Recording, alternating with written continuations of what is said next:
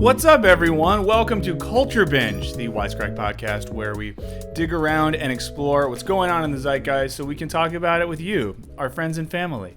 I am Michael, and I'm joined by Wisecrack writer, which is it feels like not enough because he's so much more than that. Alec, how you doing? I'm well. Thanks for making me feel weird. Yeah, I like making you feel weird by complimenting you. It's always good when you could be nice to someone and also make them feel bad. Yeah. And here with Wisecrack researcher Serby. Serby, how are you? Hi, I'm well. How are you? Good. Everyone's well, so that's great to hear. We're excited to be back. We haven't been with you for a little bit. We haven't been live with you, so we're excited. We got a lot to talk about today. We're going to talk about sports inside of bubbles. We're going to talk about why privacy's over and you need to deal with it. And then we'll talk a little bit about your parents' favorite app, TikTok. But first, I want to let everyone know we're going to try something new today, and we want to respond to some questions from the chat. So if you're on YouTube right now, if you're watching this, ask questions. It could be about a topic, ideally that. It could be about Alec's personal life. It could be about Serby's taste in carbonated beverages. It could be about my fractured relationship with my mother, whatever you want to know. And we will, I'm just kidding, I love you, Ma. And we will talk about that in between topics. So we'll keep an eye on the chat. Please feel free to participate. I already see questions coming, and I love you all for that. But let's get going. You know what we got to do first. Slaps and chaps. Serby, let's start it off. What is slapping? What is chapping? So what slaps is a new documentary on Netflix called Athlete A. It's about the USA gymnastics team and how they covered up years of abuse. It was really well done, and I really enjoyed watching it. What chaps is really just, I've been feeling kind of down the last few weeks. I think maybe I'm staying at home is starting to get to me. Weather is beautiful, so I'm hitting that wall now where I want to get out and go around, but I'm not going to. That's very real. That's very, very real. Alec? I'm going to cheat. I think I've got two slaps. First is crossword puzzles. I'm really leaning into being an 80-year-old man or woman, just either or. Puzzles and crosswords are a significant portion of my life. And also, and I brought this up to you, Michael, we talked about soggy takeout food, and Chinese food place I had delivered poked holes in all the fried stuff so it didn't get soggy. Please, everyone, take out everywhere, do this. It's amazing. As far as chaps, also feeling I need to stay the fuck home, but God, I just wish I could go to the gym, but also not really. I don't want to kill anyone. And it's not because I'm a big swole man or anything like that. He is. I'm just a feeble, chronically in pain Jewish man who needs to work out his back, is all I'm saying. Wow. The back thing is real. Relatable stuff. And I just think that Chinese restaurant that's doing the air hole thing is genius. We all know that the reason you should never, in general, order fried foods or crispy foods for delivery is because moisture builds up in the container and the crispiness turns to sogginess. This is why you eat French fries in the bag as you're leaving the place. But this is a great innovation, and it's something that if SpaceX is going to spend so much time flying rockets to Mars, someone needs to spend time figuring out how we can get crispy foods taken to our homes. My slaps and chaps, pretty quick. One, I thought that a movie that came out this weekend slapped, and that's Palm Springs on Hulu. It's a movie starring Andy Samberg, Christina Milioti. It's a kind of a comedy, kind of a science fiction movie. It deals with the questions of time loops. I shouldn't have even said that much. If you know nothing about it, go watch it. It's in the trailer. I saw the trailer. Oh, yeah, it's in the trailer, so never mind. But it's good, and I think we live in an era where you all might have noticed that, like, good comedies don't really get made anymore, so it's great just to see a good comedy movie getting made that isn't really dumb. It's not a perfect movie, but it's the first movie that's come out during the pandemic that I thought was just really good. So watch that if you have a Hulu account, and if you don't, steal a friend's account. Chaps, this is very simple. In California, where two of us live, I won't say which two, you can no longer easily get coronavirus testing, and that's kind of sucks. A nice thing that we've had here is that you've been able to get testing pretty easily. You know, about 3 weeks ago, I was able to drive up to Dodger Stadium, get a test in 40 minutes, get my results in about 20 hours. Now that's completely changed. and it's a bummer. I won't get too much into it. Why? Okay, never mind. No, you can go. You can do it. It's fine. No, why? Is it because I think there's been. This is a separate topic, but anyway,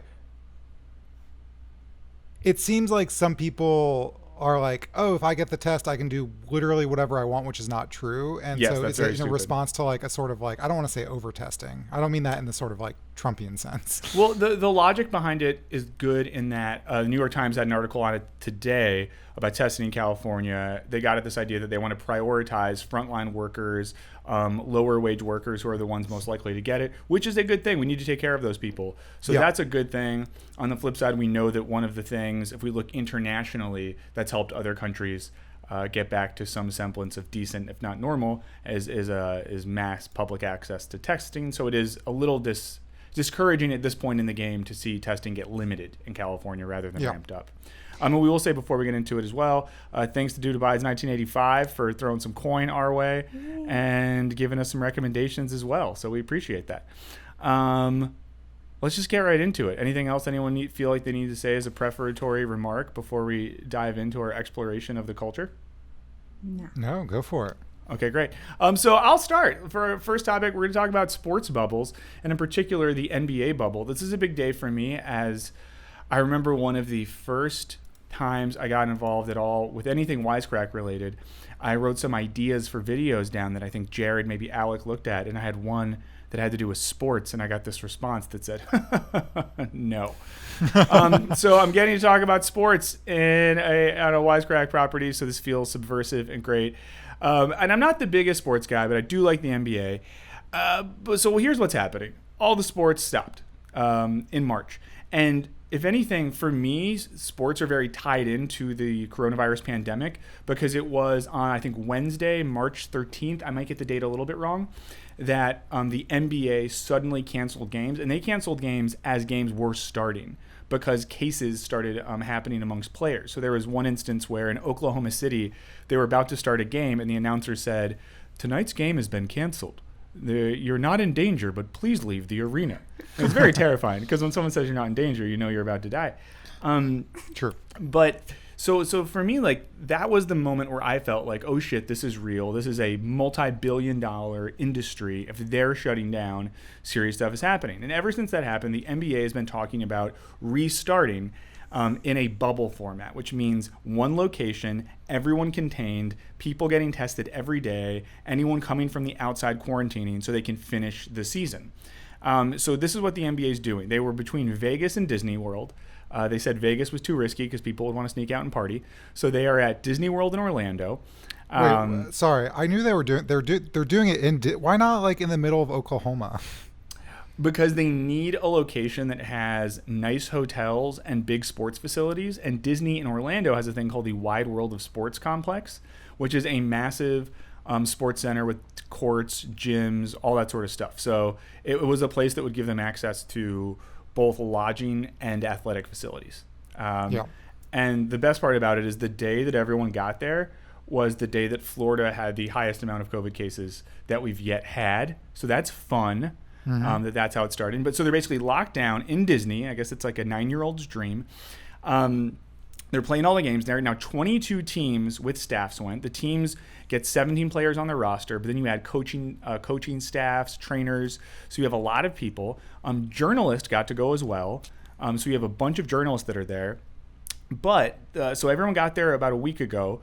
Games start on July 30th, and the season concludes on October 13th. So you're talking about 3 months of players, coaches, media members locked into Disney to try to finish the NBA season. Now, since this has happened, many people have said this is a bad idea for a lot of reasons. And I'm sure many of these we can just assume in terms of if 1 or 2 people do contract COVID, that's going to spread through this place like wildfire. The other question is it worth starting professional sports right now with everything else we have going on?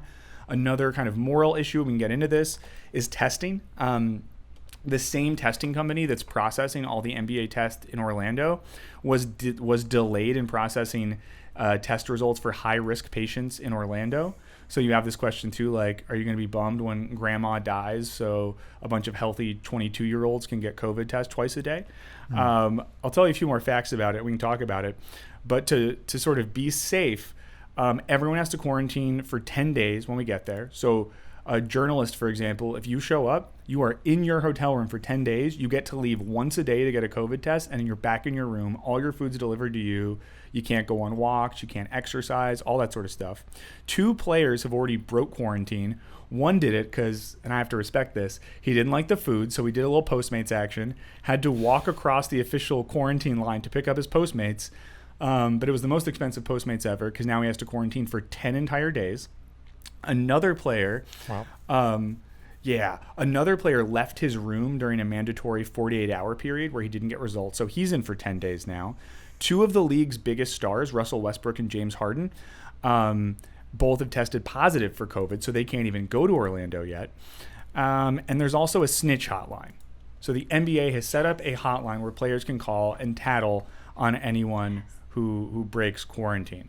So it's, I don't know, as a basketball fan, I will gladly watch basketball on TV because it's something to do. As a person who cares about this sort of stuff, it seems like a bad idea. What do you sports fans think?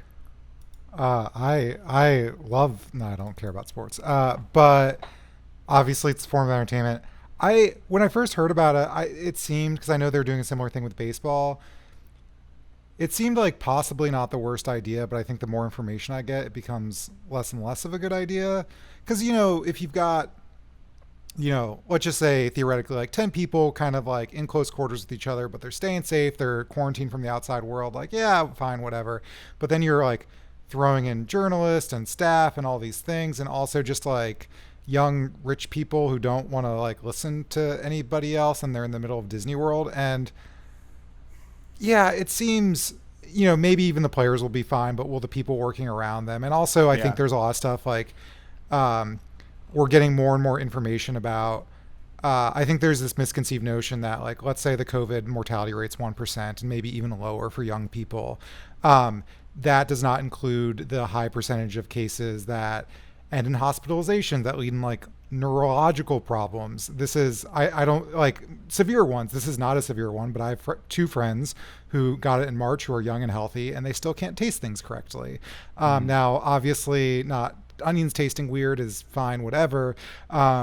But there's other problems. We're unsure of like sort of the long-term health effects of it. Like, will you be more susceptible to things like heart attacks or strokes or anything like that? And also just like, I know, people who get put on ventilators, even when they're taken off, have like a really sort of long-term like lung and throat problems as a result of it. I think I mentioned before, there's a guy, he's a marathon runner. He's a legal writer, David Latt, who wrote about his experience being hospitalized with COVID. And the dude runs marathons, but he also used an inhaler, and he kind of thought he was like good to go. Not that he was being risky or dangerous. And so I just wonder, like, are we going to find out? Yeah, I don't know. Like, they're not kids, obviously, in the NBA, but like, are we sacrificing these young people or the people that work around them? Should we maybe just put all of our like effort, time, and energy into like a sport that's maybe a little bit safer than basketball? Like, maybe we should all just watch tennis. I also think tennis is boring, but like probably safer. Yeah. I think this is so dumb. Like, is this like, do Right we to the really point. need to spend this much money and time to figure out the logistics of how we're going to get basketball in the air? I appreciate that it's a form of entertainment. I know there's nothing to do right now. I know people have jobs that are connected to the NBA, like the concession stand workers or the camera operators or the journalists or whatever. That this just feels so unsafe. And what measures are put in place to ensure that people don't break quarantine or don't leave the snitch line? But hotline. Are they tracking them? Like, do we have any software on their cell phones to ensure that they're staying where they're supposed to be? Right. At one point they were, and I don't know if this is still the case. Maybe someone in the chat knows. You can let us know. But they were going to wear these like bracelets that were going to track them and their health stats, and were supposedly going to be able to predict if they were getting COVID or something. which I don't know. I don't think that's still happening, but at one point that was going to. It's weird because I am sort of like, oh, that's a good idea. It's also an episode of Black Mirror. I mean, it's not exactly, but yeah. Do the players like it? Have there been any players that are like, I'm not doing this in the NBA or otherwise? So, a lot of players have opted out. Now, some players have opted out because they or their families have health issues. Yeah. One, I know a couple players opted out, at least one, because his wife was expecting a child and he didn't want to miss the birth of his first child. Because once you're in, you're in. And if you're good, so like if you were on a team like the Clippers or the Lakers or the Bucks, you're going to be there for 3 months at least, completely separated from your family. There was talk about letting family in at one point, but I don't know where that's going. So I don't know. It's like a pretty serious commitment. And then we know that psychologically it's going to be weird. And some players have complained about the hotel rooms, although a player, Rajon Rondo, who's on the Lakers, posted some clips comparing his hotel room to the Motel 6, and the internet quickly called him out because it was quite a nice hotel room that for most of us would be a nice time. And some players complained about the food, but for the first week, their meals are brought to them by like team doctors. Starting next week, they're able to order food from restaurants, including Morton's Steakhouse. So they have like a good list they can order from. And then they even have stuff like they have DJ nights where DJs are coming. They're going to show, I think Marvel has given them access to films early. So they're going to watch, oh my gosh, what's the Scarlett Johansson one coming out? Black Widow. Black Widow. Sorry, yeah, my brain just farted. Yeah, so they're going to see Black Widow first before all of us. But to get to maybe something Serby said, I do think it is kind of dumb. I feel like the reason is just money. The owners don't want to lose money. The people that own teams make a lot of money off TV contracts and games. I don't know. I just think they wanted to make sure that their money didn't get messed with. And I do think for some of the players, it's a mix of wanting to get paid, which is real. Like if they don't play, they don't get paid. And, the pride of wanting to finish the season and become champions. Yeah, that makes sense. I mean, this is a lame comparison, but I know the collegiate debate season was cut short. And so a lot of kids who were very eager to compete nationally and, possibly win the trophy and all that, they just didn't have a chance to do that. And it sucks. And, I imagine if you're putting everything into trying to get a basketball championship, it is probably bad, very bad. Yeah. Can we just invent another sport where like everyone's in a bubble and I don't know. Or like, this is going to sound so dumb because I'm not a sports. Can't we just like all decide that we're going to air like the 1968 season and then like we're going to like nobody remembers it. I mean, I'm sure some people do, but yeah, just relive it like it never happened. No one will get spoilers. It'll be fun. Well, so professional baseball is starting back up as well. I think that starts up on the 30th as well. But what I guess with baseball, it's different because you're so far away. You're basically just think about this. Like we know that with COVID, you want to be outside. Baseball's outside. You want to keep 6 feet. In baseball, you're keeping much more than 6 feet unless you're in the batter's box. So in a sense, baseball is a pretty safe sport because you're standing outside far away from people. The bummer is the travel because they're not doing a bubble. They're playing other teams and traveling to other cities. So, and someone did point out in the chat how weird it's going to be to have these games without fans. And that's another huge thing. These players who are used to playing for like between 15 and 30,000 people who are screaming are going to play in gyms in Disney that nobody is in. That's got to be surreal. That sounds awesome. Someone in the comments is saying, can't you argue that sports is a necessity for the country's mental health? And I don't want to say sports explicitly, but yeah, like I get it. Like if, certainly for asking people to stay inside all the time, books, puzzles, YouTube videos, this podcast, we're the real front. No, I'm just kidding. We're not the front line, but it's important. Oh boy. I think it's important. But I think it's important, but I don't think that the benefit that we'll derive from having sports outweighs the risk that we are about to see. Like, if somebody breaks the quarantine or this lockdown situation and COVID spreads through this entire NBA compound, that's like another, like, say 5,000 cases that we can see.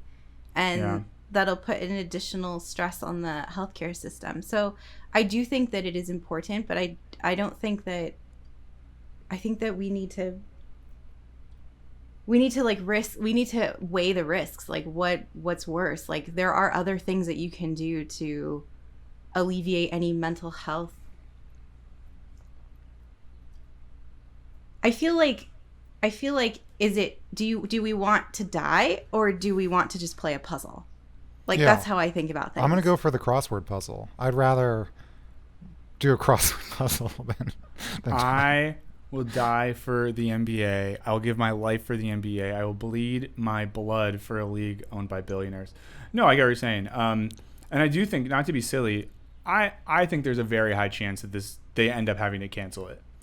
That this all falls apart. So just a reminder, too, if you're in the chat, we will answer a question. We're about to, and I'm hinting you off that we're probably going to wrap this topic up soon. So if you have anything, let us know. Any final thoughts on this? Will either of you, out of just like curiosity or boredom, watch an NBA game? I would be interested in seeing how it is in a quiet stadium, but I'm sure after like 10 minutes I'll get myself. Okay. Alec, any chance that you will watch your Brooklyn Nets, your hometown team, are getting to play in it in a sort of like last spot trying to make the playoffs. They're pretty bad, though. Will you watch your Brooklyn Nets? No. Okay.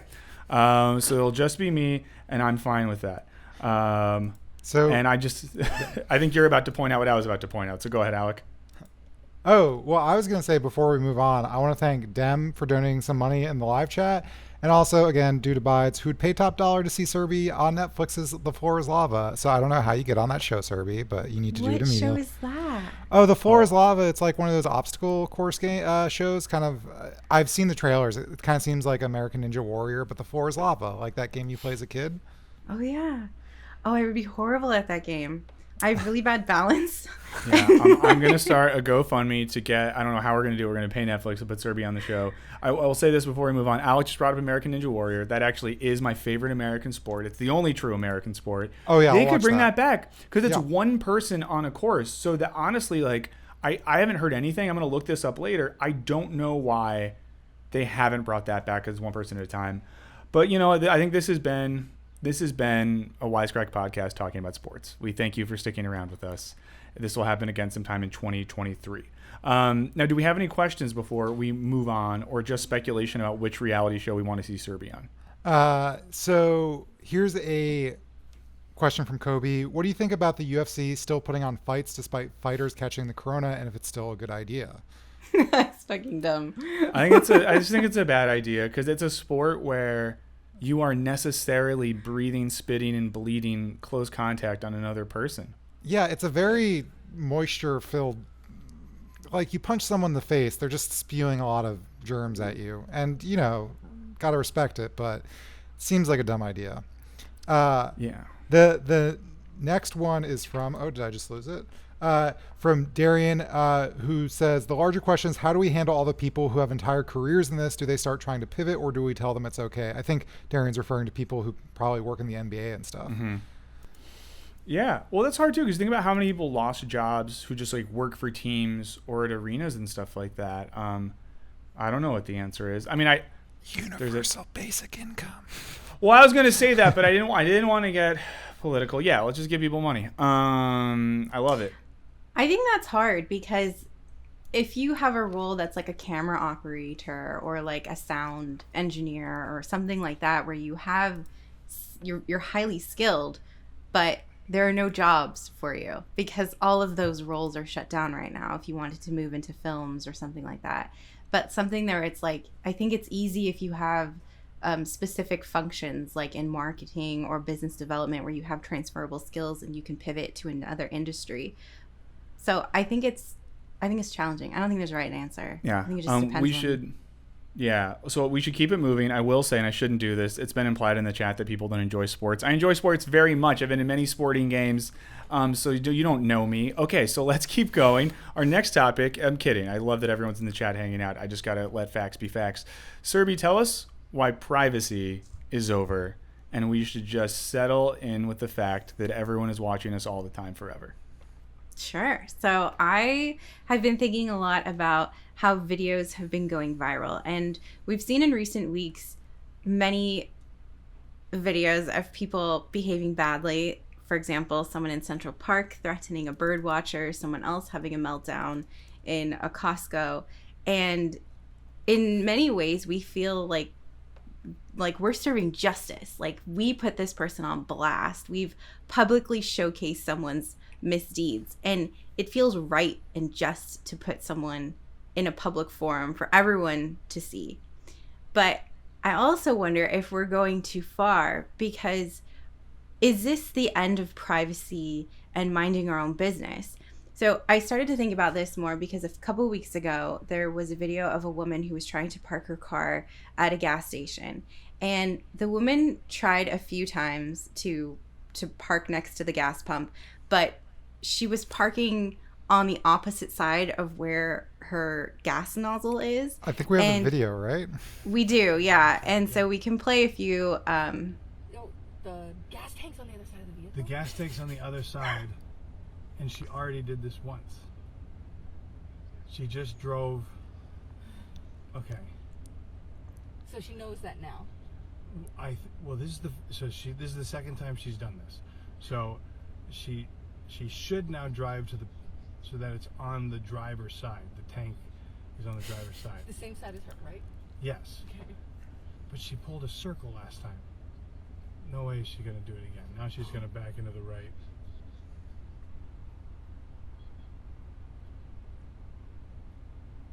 Yeah. No, she had it. If she would have... No.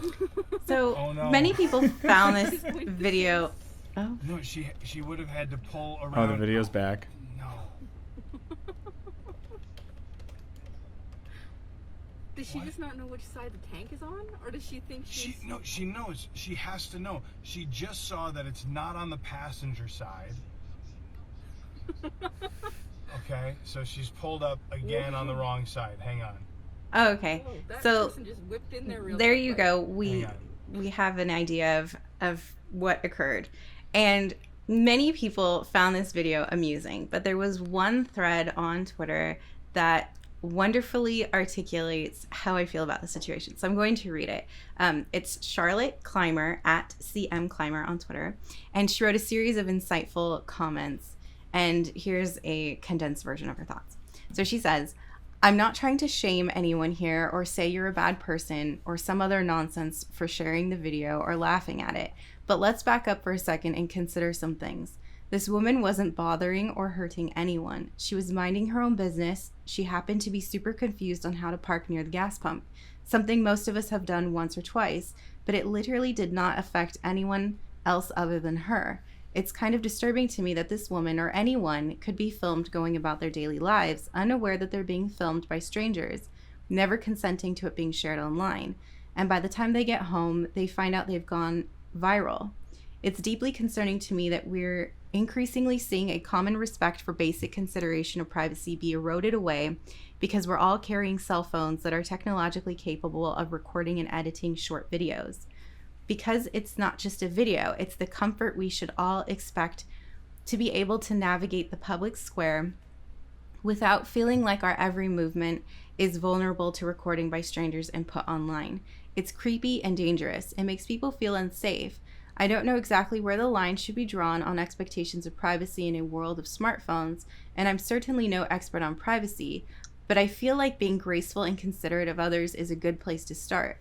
I know this will come across as scolding, and it's not intended to. We're all human. We all laugh at random things. We all make ridiculous mistakes or just leave our brain at home sometimes, but we are also all entitled to consent and a baseline of dignity and respect. And her comments resonate strongly with me, not only because I have also done weird things at gas stations, but also because I have been feeling increasingly uncomfortable when making mistakes in public. And there doesn't seem to be any sort of forgiveness for harmless mistakes or errors. And it seems like a singular moment in time is preserved for everyone to see, and we don't have privacy anymore. So what do you think? Is privacy being eroded, or is this just the new norm that we need to get used to? I will say that I saw the same thread on Twitter, and my reaction was the complete opposite of yours. I don't know. My response is it just sounds like kind of I found it kind of virtue signaling and a little too precious. And while I get I think there's a difference between like privacy and I think someone in the chat pointed this out, so I'm just letting you know. I'm giving you credit where credit's due. Someone pointed out that that woman was probably on acid. If you take acid and drive to the gas station, that's on you. Like, that's not. I don't know. Why do we think she was on acid? I will say, if I could see that behavior would line up with being on a hallucinogenic. Also, totally. never drive if But you're also, on a hallucinogenic. Yeah. But no, I just hesitate to think that like we live in a world, and also too like the public. You go into public space, you're in a public space. People see you. They might film you. I understand the line between like ruining someone's life, but I don't know. We could barely see this person. They were acting kind of foolish. I'm probably just a bad person, but that's my gut reaction to that. Serby, I think the one specific issue was that their license plate wasn't blurred out. If it blurred out their face and license plate, would this video be A-okay to laugh at? I would have less of a concern about it. I think I would be like, whatever. Like, it's anonymous, as anonymous as it could be. Yeah, besides the license, like she doesn't seem I agree with you. I think I'm not a monster like Michael, but I mostly agree with you. But I think like it's interesting because this is certainly like a harmless, dumb thing, and I don't think anyone's life has been ruined by like doing anything harmless and dumb. Actually, that's not true. There's that John Ronson book, So You've Been Publicly Shamed. And I think one of the examples in there is this girl who was like going around kind of like the first world anarchist thing. Like the sign says, don't touch. I'm going to take a picture of touching it. And then I think she went to Arlington Cemetery and was like, be respectful. So she's like, what's the most and she like posed in front like of the cemetery, like flipping things off or whatever. And her life was ruined for a long time. And, you know, you could say that was in very poor taste, but certainly different than like, you know, being a person destroying a McDonald's for like being asked to wear a mask or something like that. And so I don't know. I think there's two things. Like like in one sense, it used to be we were being surveilled in ways that were sort of top down. Maybe a little less so in America, but certainly like in the UK, like with CCTV everywhere, you know, cameras like that. But now it's sort of like, it's not just the government who has the cameras, like everyone does. And like, but to Michael's point, there is like you're in the public sphere. There is no sort of expectation of privacy, but then there's the whole problem of like being sort of made immortal in your shittiness. I know like the EU has laws about the right to be forgotten, which is really tricky because on one hand, if you're this person and you don't want your career to be ruined by some dumb thing you did at a gas station or some like ill thought out prank you made in a cemetery, you know, you could press for like those results to not be like listed under Google. At the same time, lots of very powerful people have used them to cover up their very public shittiness. And so I think it's really tricky. And also, you know, you mentioned like the guy freaking out in Costco, yelling, I feel threatened. Or the woman who called the cops on the birders, which, I mean, I'll use the birder example. Like she could have gotten a dude killed. And I think another part of this is that I feel like as weird and tricky and complicated and possibly problematic like some of the shame culture happens is like I think it's a result of the feeling that there is no other outlet of justice, right? Like if we felt that the Central Park Karen would have just in the normal like operation of things gotten charged with like filing a false police report and like something, you know, sort of the punishment fits the crime, I don't think that would exist. Similarly, like if you look at something like Me Too, like a lot of that stems from the fact that there's a sense that like justice isn't being done. And you know, that sort of like plays out in weird ways. Like, I don't know if you'd call shaming the guy in Costco, like a problem of justice, but at the same time, I just want to punch that guy so much. Not really, just metaphorically. Yeah. I don't advocate violence. Yeah, it's so weird. And then the last thing I'll say is there is an interesting concept from the philosopher Hannah Arendt who talks about the distinction between public and private. And she kind of warns about like the private sphere is this very important sphere that is like taken out of the public eye. It is kind of like not scrutinized, but basically when you break down that barrier and start scrutinizing people, it's like this sort of never-ending process that we saw like in the French Revolution, where all of a sudden like everyone becomes a hypocrite, and just like lots of bad things can happen. And I don't know if Hannah Arendt's universally right in that sense, but I think it is an interesting thought. So well, I I wonder do for want to make Serby. Oh, go ahead. I do want to make a distinction though. Like, I have no problem with people shaming like the Central Park Karen or the Costco guy. This is just like if I'm walking across the street and I happen to like drop my freshly baked cake and someone films that and puts it online. It's like, just blur out It your won't go face. viral. That's yeah. Let's make it viral. Let's blur out your face. well, you can blur out my face, but like people aren't doing that. And so I don't understand like why don't we just like respect people and think like maybe I don't want everybody to see I dropped my cake. I mean, I'm the type of person that wouldn't really care, Okay. but other people Are we would. focusing on like the wrong type of privacy though? Because I don't know, like I don't really care about being filmed. I care about the fact that like corporations and governments are accessing our data constantly. I'll be that guy. And I just think, and I think it's telling. I'll say this.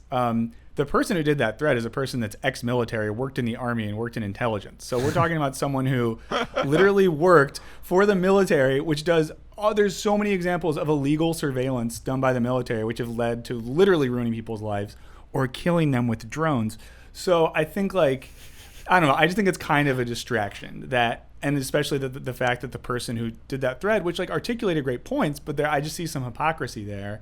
And if you're going to give me the option to, and this isn't a dichotomy anyone set up, but I just think this could be a distraction from all of the privacy that we already have lost. But maybe I'm being too extreme. I'm often accused of being extreme. I think to your point about is this the wrong, like, is this a distraction? I mean, Ring, like, there are several Ring cameras that the sort of doorbell cameras. I think Amazon owns them, and I pass by them as I'm getting bagels and doing my daily thing, and Amazon owns that data and will sell it, including to like law enforcement agencies.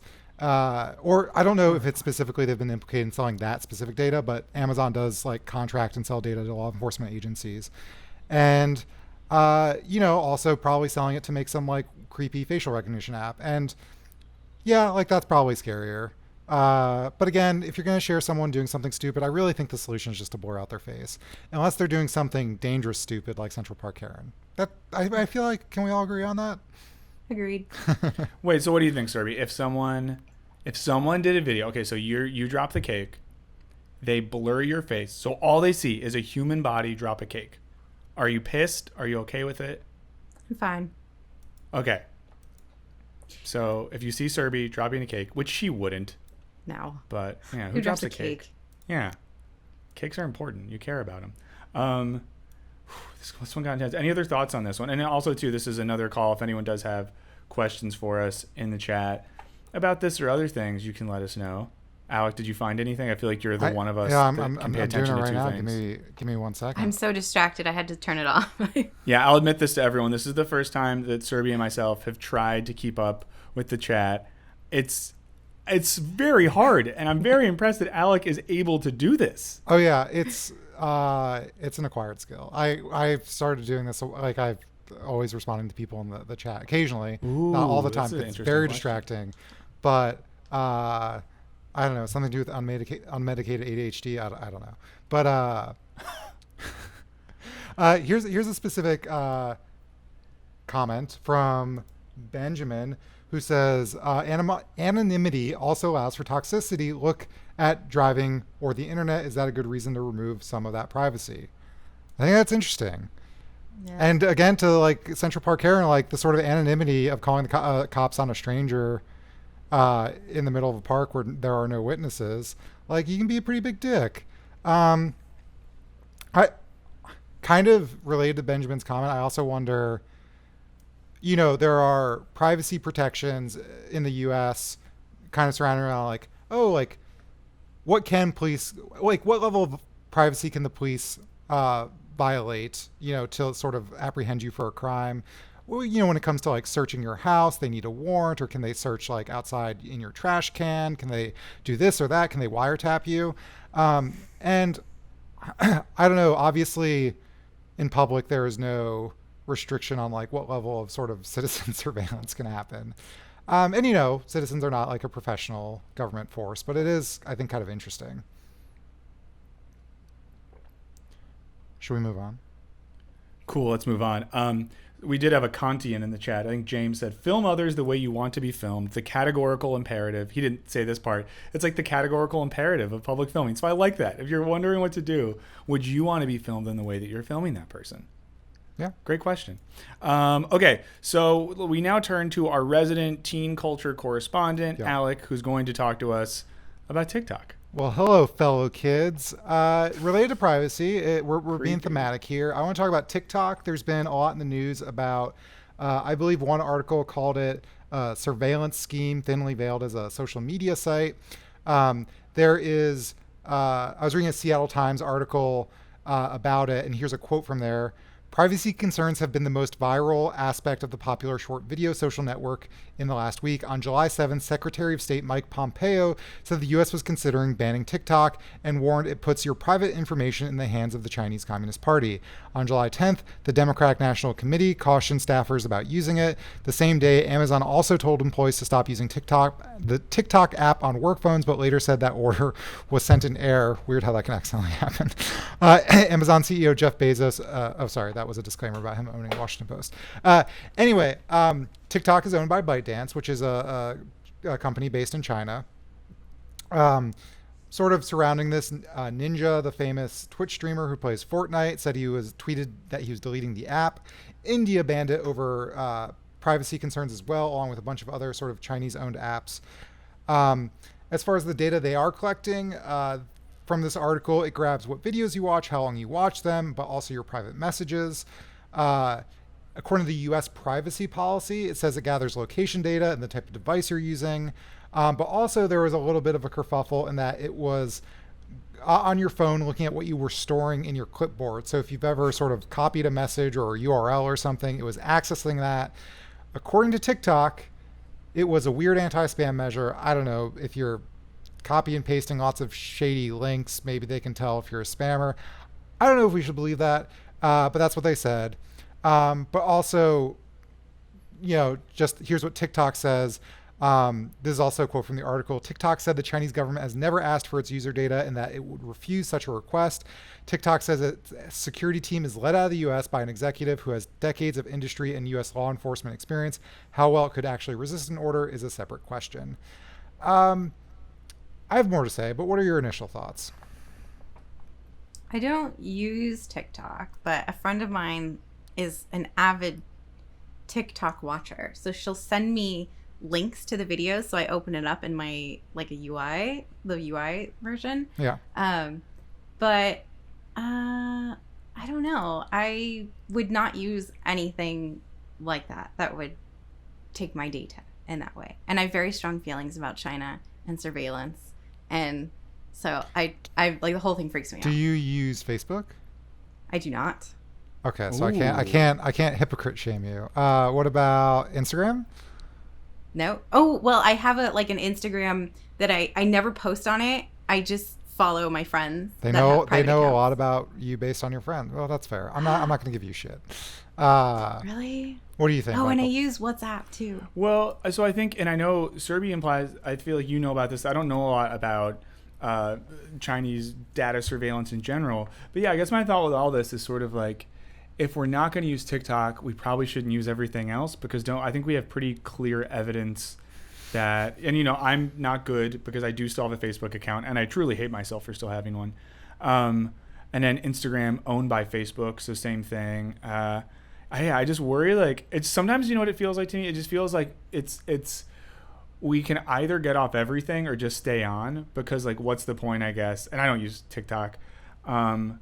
But yeah, I just wonder if it's really ever the point of getting off one thing. But maybe, and I would love it if one of you would teach me about this, is there like a difference, or is it worse that TikTok, a company based in China, is gathering information versus a company based in like Silicon Valley getting my information? Yeah. So I think that's what's kind of interesting, because there's some American laws based around foreign investment in companies. And essentially, if there's a national security threat, the government can force the foreign company to divest. And so a famous example, there was a Chinese company that owned a stake in Grindr, the gay dating app, and basically, I think it was Congress decided that this is a huge national security threat. Like if someone in the military is on Grindr who is maybe in the closet or something, they could blackmail that. The Chinese government could blackmail that person if they acquired that data. And so, I get that kind of stuff. But as far as TikTok, is there, I guess, a unique threat that they're going to get blackmailed more than they get blackmailed by even their own government? I mean, I can't cite any recent examples, but the FBI has famously tried to blackmail people like Martin Luther King Jr. And so, I'm not going to say America has its problems. I'm not going to try to do apples to apples on China because they've got a very specific set of problems. But when it comes to them sort of like tracking our data and the videos we watch, like if we sort of bracket out the blackmail of maybe what's in our private messages, which I can't imagine is, a ton if you're a 14-year-old, but maybe there is. They're just doing all the shit that Facebook already does. In fact, this article even says that Facebook collects way more data, and Facebook famously collected data about people who didn't even have accounts based on what your friends were doing. And then that data gets sold to sort of data collection companies, and then whether you're an advertising agency or the US government or the Chinese government or any other government, you could buy that data. So, even if the government's not wiretapping you, they can certainly buy a lot of information about you. And I think there's been a lot of like implications about this. So it seems, again, to your point, like, I don't want to say it's a full blown distraction. I think, we should be wary of this kind of stuff. But at the same time, I just want us to, in the same breath, be like, this is bad and scary, but also super bad and scary is like everything Facebook is doing. I think it's a little different. I mean, I think there's one distinction to make in that if the Chinese government is taking data, you could die maybe in China. If they find something, they can like... Oh, yeah. But also there was something about, I don't know, like there's a weird wall between TikTok. Like, I don't know if TikTok is the same in China. I think it's mostly an international app. There was something in the article about there being a difference between like US TikTok. But yeah, you're talking about like a person in China using TikTok? Right. Like in terms of data collection. Like, oh, sure. If Facebook collects data, you may not die here. But if you're a Chinese citizen in China and they find like messages or whatever videos that you're watching, you could die. That's horrifying. Yeah. I would hope the people doing that would be on like Signal or something instead of saying like, I hate the Chinese government on TikTok. Yeah. But yeah, that's bad. I don't mean to belittle that. Yeah. So I guess if you're in China, please be smart and do your subversive thing on a safe mechanism. And if you're in the United States or Europe, please keep making funny subversive TikToks that I can watch. All right. Anything else to add? No, as always, I mean, this is like the depression show because all these topics are making me so sad. Not in a bad way, but just like where are we going? Because there's just no end in sight with this. Everyone's going to have all of our data. And sometimes I just stop caring because I'm like, why even fight it? Why fight having some corporation know everything about me? I might as well just send them a docket with all my information anyways. Yeah. Sorry, that's a little grim. Do we find any questions? Well, someone named Jay just said, thank goodness I have no friends. What a great sentiment. Damn, dude. Yeah. We've got a lot of cool voicemails and let's get to emails. that. So let's get into that. Our wonderful producer, Joy, can you play the first voicemail? Hey, Wisecrack. This is Jason. I'm calling in about the most recent episode of Culture Binge, specifically the separating the artist from the art topic. This is a topic that I just find genuinely interesting and has been very relevant the last few years, and I just try and talk to as many people as I can about it because it seems that really no one agrees fully, and there's lots of different perspectives, and obviously there's lots of nuance. You guys touched on how there's really no, like, good rule of thumb to judge a person or a piece of art by. But one point that I just wanted to bring up that no one mentioned on the show, which I think is especially relevant to movies, less so maybe novels or music or something like that. But with movies, a lot more people than just one actor, one director, etc. work on it. So if you decide that you are complicit in supporting some nefarious criminal activity by watching a movie that's directed by someone with a shady past, you also are kind of throwing a bunch of other people under the bus who had no part in that. I think a really good example is The Usual Suspects, which for many years was just revered as like one of the great crime movies, but it was directed by Bryan Singer and is starring Kevin Spacey, who both have similar allegations of sexual assault, and that obviously sucks. But I still really love that movie, and a big part of it is, you know, I love Christopher McQuarrie, who wrote the movie. He's gone on to direct a bunch of great stuff like the Mission Impossible movies of late. And so I do think that it's important to keep that in mind, keep the context in mind for what these people have done, but you also don't want to then screw over the writer or the producer or the co-stars or just the technical people who are, you know, not getting any recognition by then pirating the movie or boycotting it or whatever. That's just my 2 cents on it. I loved your discussion, and I can't wait to hear further episodes. Thanks. That was really great. Yeah, I also, we're doing a script that kind of touches on this, but I think we often view important things as done by like a single person and not like the countless people behind them. Like we talk about Napoleon being this mastermind and not like the countless soldiers and generals and colonels and all that stuff. And yeah, like a movie is partly great because of the director, the writer, and, you know, certain actors. But also, you know, the set designers and the costume designers and all the designers and the camera people. And so, yeah, I think there's like a real danger of, you know, like if everything on a movie was great except the guy who held the boom was like an asshole, like would we freak out in the same way as, you know, if there's an ensemble cast with Kevin Spacey? So I think that's a really good perspective. Yeah, it makes me think of restaurants, because it's sort of this thing where if there's a scandal where we find out like the head chef or owner of a place is a piece of shit, in general, the like fancy chef is rarely there. It's a bunch of line cooks and servers and dishwashers and food runners doing everything, and they could all be the best people ever. So do I want to like not, you know, support them? And yeah, for me, this is like, it just comes down to like a personal sense then, right? Because I think there's some people who can watch Usual Suspects and be like, this is a good movie, even if the director and one of the stars are horrible. And maybe for some people, it just kills the vibe to see Kevin Spacey on screen. But yeah, I definitely think that makes sense, that we shouldn't just like unequivocally cancel artistic projects that involve hundreds, if not thousands, of humans being involved with them. We also, I don't think we have time to play the full voicemail, but we got a voicemail from someone named T who was like, it feels a little different when you're like sort of personally attacked. Like, you know, if you're black and a certain director says something incredibly racist, there's something maybe a little more personal about that. And it was I definitely understand that sentiment, and I don't want to speak for anyone else but myself, but Mel Gibson is a horrible anti-Semite. I really want to watch the original Mad Max, and I'm sorry if that makes me a bad person. Wow. And I want to watch The Beaver, the Mel Gibson film where he's a grieving father that wears a puppet on his hand that he uses to communicate his feelings because he can't do it through words. Oh. Anyway, I think that's a real movie, or I just made that up. Sorry. Thanks for that voicemail. I think Mel Gibson is that great of an actor, so I don't really care for him. Yeah, I just want to watch Mad Max because we did a video and it seems so good. Anyway, we have one more voicemail, but how can people leave us a voicemail, Michael?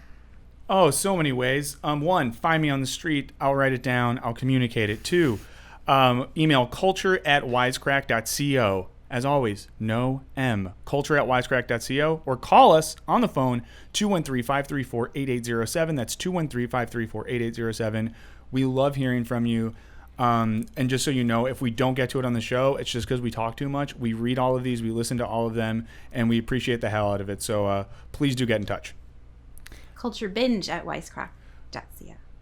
No. Yeah, it's Culture Binge at Wisecrack. Nobody listen to It Michael. is? Whoever's editing this. Why do I have this? I don't. Okay. It's at Culture Binge Sorry, at everyone. wisecrack.co. Anyway, we got one more voicemail. It's a good one. I hate myself. Can you play that, Joy? Total failure. Hi, this is Golden Vision, long-time listener, first-time caller, and I like the topic of reality TV that you were getting on. There's a lot of trash out there, but I like that you were talking about real-world NYC because it was tackling those issues of race. So I have a question / a little game for you guys to play. If you each could create your own reality TV show to highlight an issue or to perhaps help people shut their brain off, whichever you can choose, what kind of reality show would you pitch? Thanks. Bye-bye. It's a fun question. I really want to do a reality show. I don't even know that much about it, but about people who do mukbang. That's not a joke. I've thought about this often before. Am I the co-host? You could be. I only watch it if Serby's the co-host, in case you care. Yeah. I also, there's documentaries about this, and sorry for bringing it up again. The college debate world is fucking nuts, and a reality show about all those assholes. I love them all dearly, but we all kind of suck. Anyway, what about you guys? I would like to do something that's like a creative thing, like the Great British Bake Off, but something where it's like calligraphy or like some of these like Japanese arts, like what is it called, ikebana, I think, like the flower arranging, or maybe like calligraphy, or there's one about like wrapping presents with cloth. I think that could be kind of cool. Or maybe like storytelling, like you give somebody a prompt and they have to create like a story on the spot, could be cool. Or maybe like a watercolor kind of thing, something that's like fun and relaxing. Oh, it's supposed to be about an issue, right? Not just a reality I don't think show. so. Just a reality yeah. show. Oh, yeah. What about you, Nice. Michael? Okay, the show is called Beat My Crew. It's a reality competition show where you put together a crew of 5 friends. Now, there's categories, right? You might have the person who's like really smart, the person who's good with technical skills, maybe someone who's like really funny, and someone who's athletic. And in your wild card, you compete in a series of competitions, and we determine who America's ultimate crew is. That's my show. What are they competing in? Just anything. So you'd have different stuff. So like there could be maybe like one thing, you could have a challenge that's like trivia based. So maybe we do like a trivia thing and we see which crew has brains. Maybe another one is last minute, we're like 3-course meal, 10 guests. Can your crew throw a dinner party on short notice? And maybe there's another one where it's like, here's 2 big logs. Your crew needs to get these over this fence, whether with brawn or with your mind by building a pulley system.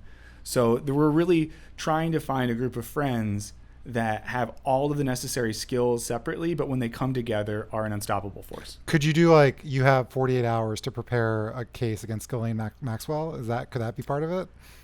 I would think that would be kind of like one of the final level, and I would hope that we would work with the justice system to make that actual. So it would actually, at the end of this show is Maxwell on trial. And then now I'm just thinking about Ryan's game show, which is amazing and everyone should watch, but like, Yes. do my taxes or Yeah, then I guess we're not going to exploit people though, because it's about positivity, and the main point of the show is we are promoting the power of friendship and the importance of all types of diversity in your friend groups, because you're more powerful when you unite with those that are not like you. Because if everyone's like you, you're not going to make it past the first week. Yeah, I would actually watch that, especially if they had to do some more absurd things. Anyway, we have a couple emails. We don't have a time for a ton, but this first one, and just a reminder, it's culturebinge@wisecrack.co if you want to email us.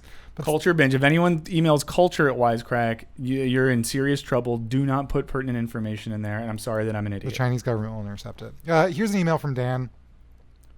Maybe you came across it already, but hey, Culture Binge crew, and especially Michael. Maybe you came across it already, but in the UK, we have 2 long-running dating shows that you may be interested to check out.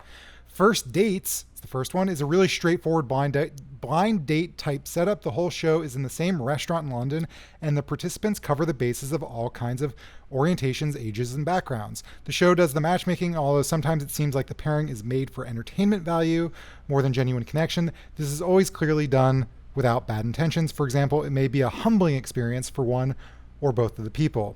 Honestly, some of the best cases of the show are the super old people. I would watch shows about old people dating, even though it's gross. The second show, What? sorry, I'm That's sorry. so mean. No, I'm a monster.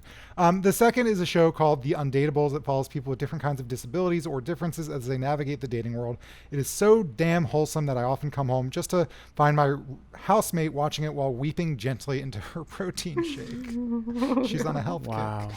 Anyway, hope you get some enjoyment and feels from these. Love what you do. Dan, what great recommendations. Great. I watched that show when I lived in the UK. I was obsessed with it, and I think UK reality TV is better in general than American reality TV. I'm gonna download a VPN so I can get back and watch some British shows again. Great recs. And you saw First Dates, is what you're saying. Yes. First Dates is very incredible. All right. Next one's an email from Teo. Hey, Culture Bingers. Teo here, writing from Brazil. I really agree with Alec about how commuting has destroyed our lives. I'm an architect and an urbanist, and I've studied a lot of the issues like that, so I could go on and on about city planning and how it is fucked up, but I think nothing explains it better than my personal experience. I come from Sao Paulo, a metropolis with over 20 million inhabitants, where commuting can literally take up to 3 or more hours if you live far away from the city center. I live in a reasonably central area and would take about 1 to 1.5 hours commuting to the university every morning and evening when I was studying, standing the bus all the way, of course, and basically took that as normal. I would wake up super early, get to uni, already tired, and when I made it home at 8 p.m., I would be destroyed. The same for all my friends. Then I moved to Munich, Germany. Since Munich is a city with only about 1.5 million inhabitants and has a great transport system, even living quite far from the city center, I would be at work or back home in less than 20 minutes, what really is a life changer. The main difference is that if you are done with work at about 5 p.m., Germans rarely work past that, and know you can be home at 5:20, you feel much more free to engage in other activities like hanging out with friends, going to movies, or even to a park after work on a weekday. This not only makes for more pleasant days, but also takes a lot of the pressures from the weekends that most Germans use to relax and attend to home-related issues. In Sao Paulo, what happens is the opposite. If you and all your friends get home late and tired every day and have to wake up early in the morning, that puts a lot of social pressure on the weekends. Quote, if we don't hang out now, we will have to wait a whole other week.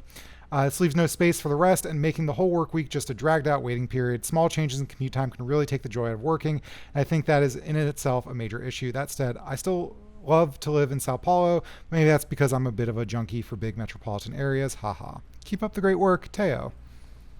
Thanks, That's Teo. great. Do you remember when you used to get back from work and you'd go see friends? Yeah, well, now I get on Zoom calls with them, but now I'm zoomed out.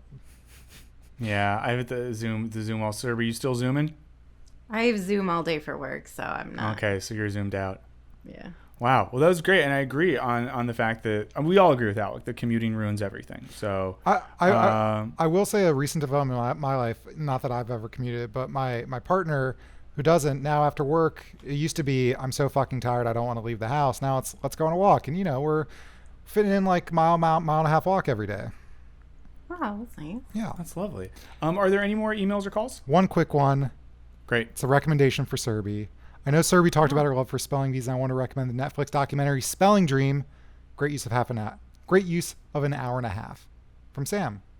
So, Sam, I saw your email come through, and I actually added it to my watch list. And I plan to do that this week when I take 2 weeks off of work.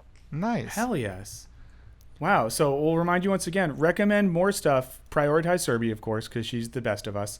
But then if you have trash recommendations, Alec and myself will eat them up like the culture rats that we are. And you can send them to Culture Binge at wisecrack.co and call us at 213-534-8807. I also just want to say hi to generic username who asked me to. So.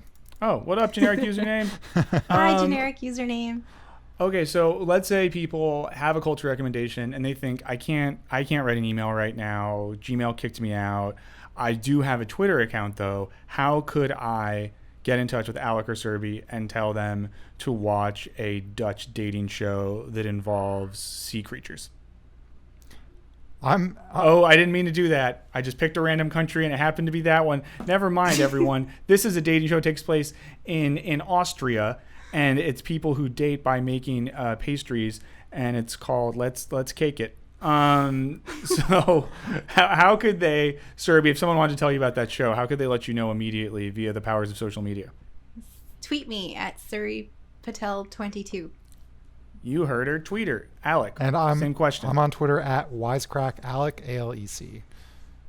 Great. And if you want to tweet at me and tell me that I don't care about basketball the way I said I do, and that I'm a fake, at Michael O. Burns. No, Michael Jordan, Scottie Pippen, Larry Bird. Okay.